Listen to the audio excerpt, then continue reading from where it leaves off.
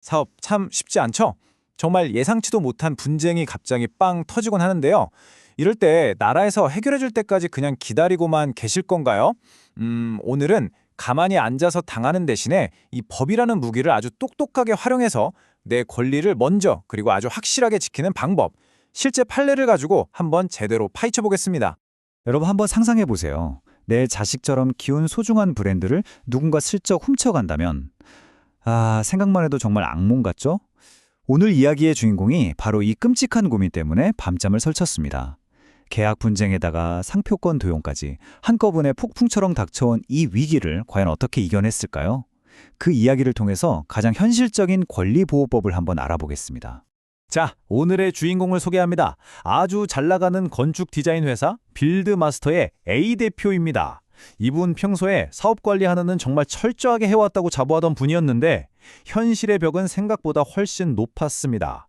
이번 시간에 우리가 파헤쳐볼 핵심 주제가 바로 A 대표가 정말 뼈저리게 깨달은 사적 집행의 중요성입니다. 자, 그럼 이 사적 집행, 말이 좀 어려운데 이게 정확히 뭘까요? 아주 간단합니다. 문제가 터졌을 때 경찰이 오겠지, 법원이 해결해 주겠지 이렇게 수동적으로 기다리는 게 아니에요. 법이 우리한테 준 도구들을 먼저 활용해서 스스로를 보호하는 거죠. 한마디로 적극적인 방어 전략입니다. 그 무기가 뭐냐고요? 바로 꼼꼼하게 쓴 계약서, 그리고 미리 등록해둔 상표권 같은 것들이죠. 이건 선택사항이 아니라 이 험난한 비즈니스 세계에서 살아남기 위한 필수 생존 기술이라고 할 수 있습니다. 우리 A 대표, 나름대로 준비는 철저히 했다고 생각했는데 어느 날 갑자기 세 가지의 큰 위기가 동시에 터져버립니다. 이건 누가 일부러 짠 것처럼 사업의 뿌리를 흔드는 문제들이 연달아 터지기 시작한 거죠.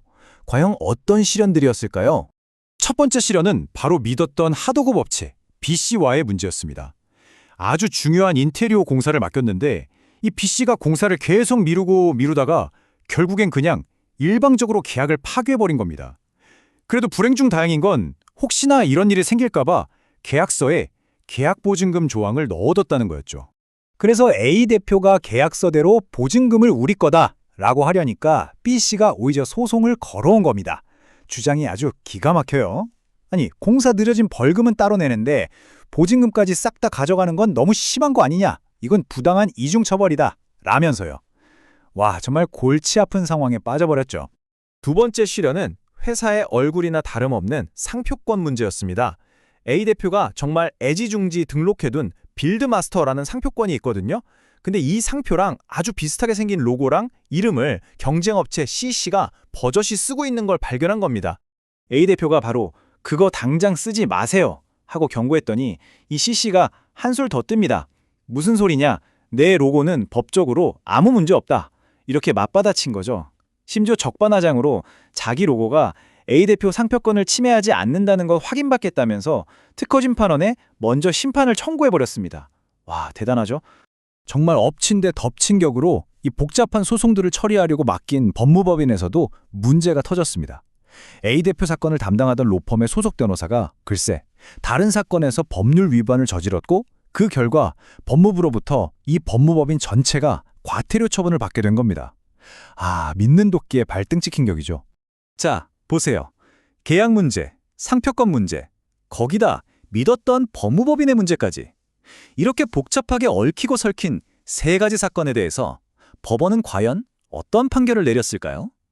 만약 여러분이 판사라면 어떻게 판결하시겠어요? 결과를 한번 한눈에 보시죠. 와, 이거 정말 흥미롭습니다. A 대표는 계약보증금 소송에서도 이기고 상표권 분쟁에서도 이겼어요. 그런데 정작 A 대표를 뒀던 법무법인은 과태료 처분을 취소해달라는 소송에서 졌습니다. 왜 이런 결과가 나왔을까요? 그 이유가 훨씬 더 중요합니다. 자, 이제부터가 진짜입니다.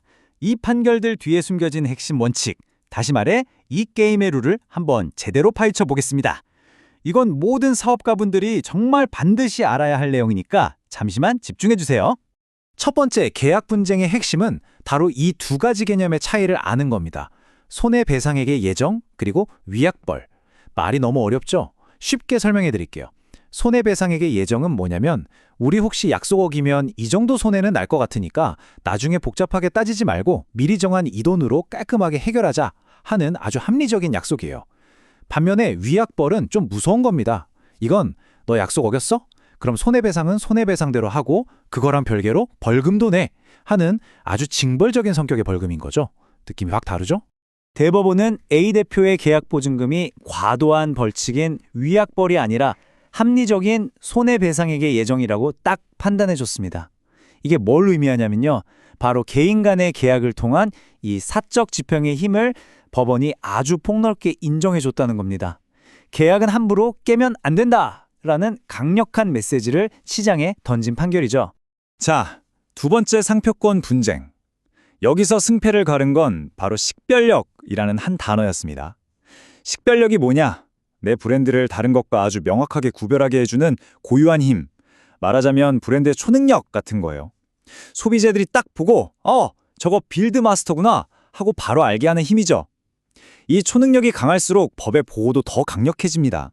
법원은 CC의 그 얄미운 행위가 A 대표가 땀과 노력으로 쌓아올린 빌드마스터라는 브랜드의 식별력을 명백히 침해한다라고 딱 선을 그어주었습니다. 이건 역시 개인의 지식 재산권이라는 이 사적 권리를 법원이 얼마나 강력하게 보호해 주는지를 보여주는 아주 대표적인 사례라고 할 수 있습니다. 마지막으로 법무법인 사건입니다. 법원은 로펌이 아니 우리는 직원 감독에 최선을 다했어요 라고 한 주장을 받아주지 않았습니다. 왜냐? 변호사 같은 전문가 집단은 사회적인 신뢰를 바탕으로 하는 만큼 내부 통제에 대해서 아주 무거운 책임을 져야 한다. 이 점을 분명히 한 겁니다. 자, 그럼 우리 A 대표의 이 파란만장한 경험을 통해서 우리는 뭘 배워야 할까요? 이 중요한 교훈들을 여러분의 비즈니스에 바로 써먹을 수 있는 아주 실용적인 행동 가이드로 정리해 보겠습니다. 기억하기 쉽게 딱 3단계로 정리했습니다. 첫째, 계약서는 여러분의 권리를 지키는 가장 강력한 무기입니다. 둘째, 상표권은 외부의 공격을 막아주는 튼튼한 방패고요. 그리고 마지막으로 이 무기와 방패를 잘 다뤄줄 우리 편, 즉 법률팀은 정말 신중하게 선택해야 한다는 겁니다. 좀 더 구체적인 팁을 드릴 때요. 계약서 쓰실 때 보증금 조항에 이 보증금은 손해배상액의 예정입니다. 이 문구 한 줄 꼭 넣으세요. 이게 나중에 분쟁을 확 줄여주는 핵심입니다. 그리고 상표권 등록. 이건 사업이 좀 커진 다음에 하는 게 아니라 사업 시작할 때 바로 해야 합니다. 선택이 아니라 필수예요. 마지막으로 법률 조력자를 구할 땐 그냥 광고만 보고 혹하지 마시고 직접 상담하면서 얼마나 체계적으로 일하는지 꼼꼼히 따져봐야 합니다. 바로 이 문장이 오늘 내용의 핵심을 정확히 꿰뚫고 있습니다. 사적 집행은 수동적으로 누가 도와주길 기다리는 게 절대 아닙니다. 꼼꼼한 계약서, 철저한 권리 등록을 통해서 내 소중한 자산 주의에 스스로 단단한 요새를 짓는 것. 이게 바로 능동적이고 강력한 생존 도구라는 점 꼭 기억해 주시기 바랍니다. 오늘 A 대표의 이야기가 여러분의 비즈니스를 한층 더 단단하게 만드는데 조금이나마 도움이 되었기를 바랍니다. 이제 마지막으로 스스로에게 이 질문을 한번 던져보시면 어떨까요? 나는 내 소중한 권리를 지킬 준비가 되어 있는가? 지금까지 들어주셔서 정말 감사합니다.